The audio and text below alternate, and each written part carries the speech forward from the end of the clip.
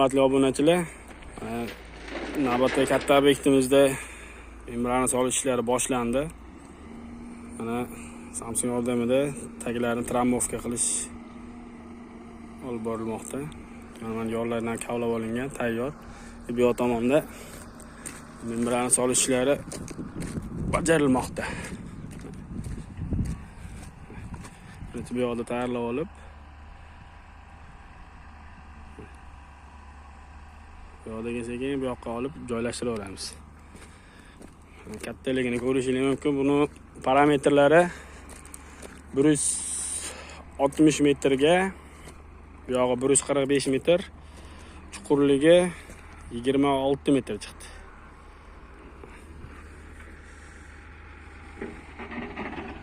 Texnikani mana shundan balandligini ham ko'rib olsangiz bo'ladi. Hovani qanchalik turishini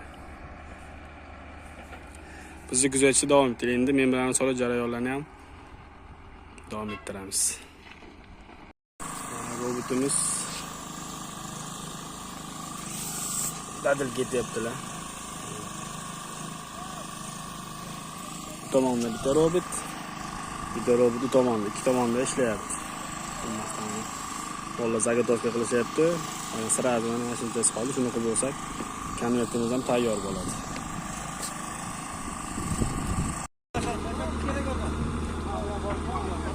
Ketdi.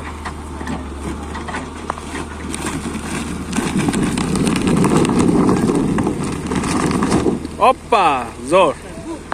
Zo'r. Endi sekin Samsungni surib ko'taramiz, zo'r. Mana hurmatli obunachilar, yon atkoslarimiz ham tayyor. Konvertimiz ham tayyor mana. Endi bu yoq tomon konvertni davom ettiramiz.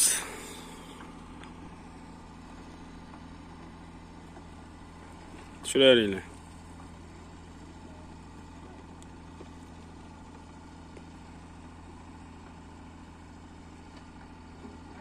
Ketdi.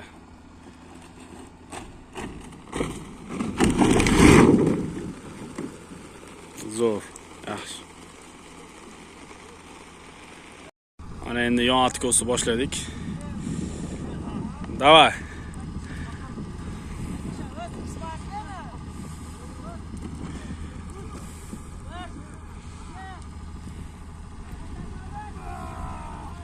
Ket, qayt, qochinglar. Bo'ldi, qochinglar.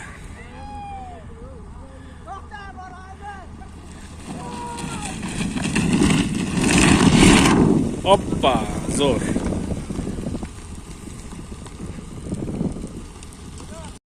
Mana hurmatli obunachilar, membranamiz yana yetib keldi. Tagi qismiga tarqatishni boshladik. Mana tagi montajni boshlaymiz. Tushiraring 3 tadan. Zo'r.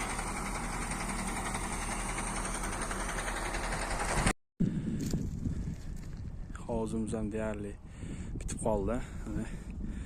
Ariqlarni tayyorlab, mana trubalar yotqizib chiqiladi. Shunaqa shu tartibda.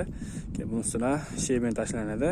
Shuni chiqib turib, bu yoqda mana asosiga ulab, drenaj qilib, yo'nqisga tushadi. Mana hurmatli obunachilar, hozimiz deyarli bitti hisob. Mana trubalarni ham tashladik. Hozir mana shu yerga endi sheben to'ldiramiz. Mana atrofi. Hozir mana burchak qoldi. Mana burchak dammini chiqarildi. Endi ertadan hol mana burchakni boshlaymiz. Mana sheben ham tushirilyapti.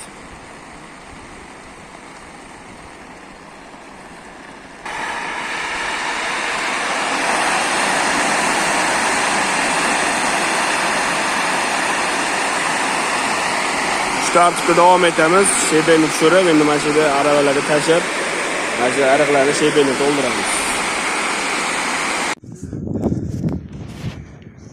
Mana obyektimiz bitta.